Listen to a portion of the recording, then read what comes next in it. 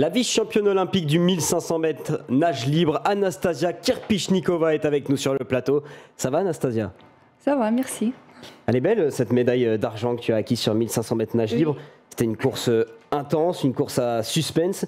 Tu finis quand même juste derrière la légende Katy Ledecky, qui est quand même l'athlète féminine la plus titrée des Jeux Olympiques. C'est quelque chose, Anastasia?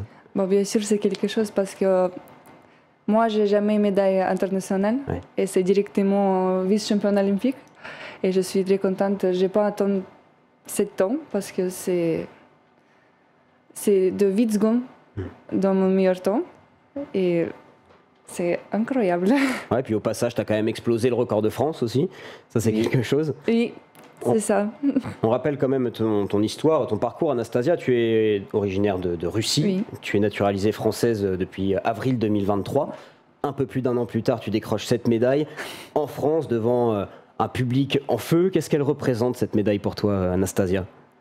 Mais moi, je suis contente que tous les publics, ils m'ont pris comme une vraie Française. Et je sais pas, j'ai pas mot parce que je veux dire remercier à tous les publics qu'ils étaient là pour moi et c'est m'aider beaucoup.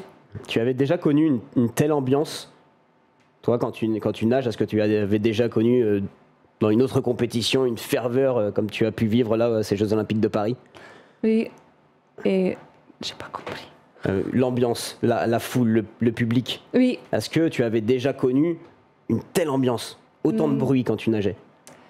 Oui, j'ai regardé après mon finale 2500 et j'ai entendu que tout le monde il criait tous les 50 mètres. J'ai beaucoup de messages sur Instagram que mon course il était incroyable et tout le monde il m'a dit merci pour cette émotion et oui.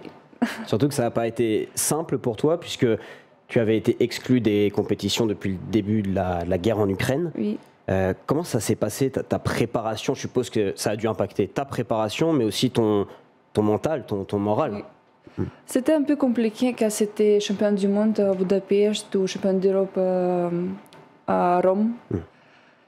Et parce que je sais que je peux prendre une médaille. Et j'ai pleuré 10 fois parce que c'est dommage. Ouais. Et sur l'entraînement, 10 fois c'était pas facile. Mais je vais tous les jours, 2 fois par jour, j'ai nagé et j'ai donné tout sur l'entraînement. Alors je suppose en plus que cette médaille, c'est un rêve depuis toute petite. Je vois sur tes oreilles des boucles d'oreilles avec les anneaux olympiques. Oui. C'est depuis quel âge que tu rêves de cette médaille, Anastasia? T'as un souvenir? Jusqu'à 12 ans, je pense. Ah ouais. Mais jamais imagine que je peux faire ça.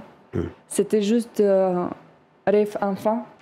Et là, c'est ma vie et j'ai cette médaille. Et je ne crois pas maintenant. Et ça fait aussi un moment que tu t'entraînes en France avec un coach qu'on connaît bien, c'est Philippe Lucas. Est-ce que tu peux nous parler un peu de lui? On sait que c'est un coach ultra exigeant, mais qui connaît le chemin de la performance, qui connaît le chemin de la victoire. Oui. Il est très gentil avec ses athlètes.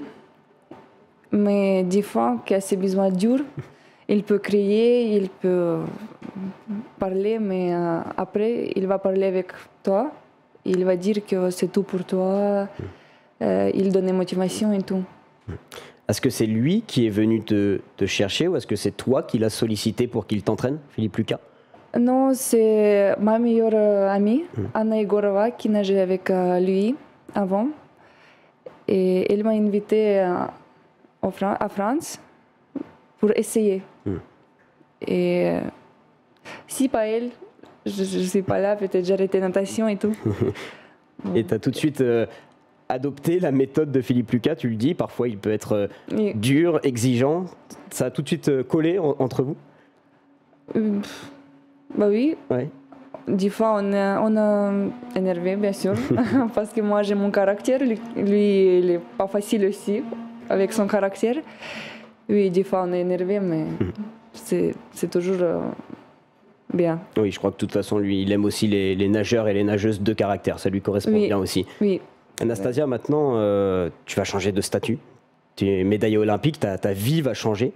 Est-ce que tu appréhendes un peu ça, plus de sollicitations, plus d'attentes, les regards tournés sur toi? Non, Non. j'ai pas compris. Si tu veux, je t'explique en fait que quand tu vas avoir cette médaille, là, Oui. maintenant tu l'as, cette médaille, tout va changer pour toi. Ça sera Bah, plus du tout j'espère. pareil. Ça, c'est quelque chose dont tu as envie ou tu appréhendes un peu? Oui, parce que moi, j'adore quand tout le monde il connaît moi. Ouais. Et je nage pour ça aussi. Parce que si personne ne connaît toi, c'est pas bien ça. C'est que le début finalement. C'est qu'une Oui. première médaille qui en amènera d'autres. J'espère, oui. Los Angeles 2028 dans un coin de la tête déjà, Anastasia? Bien sûr.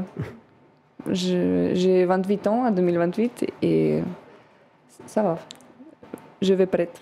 Bah super. Bah merci beaucoup Anastasia. Merci beaucoup. Et puis je te souhaite une bonne continuation et je te dis à bientôt. Merci beaucoup.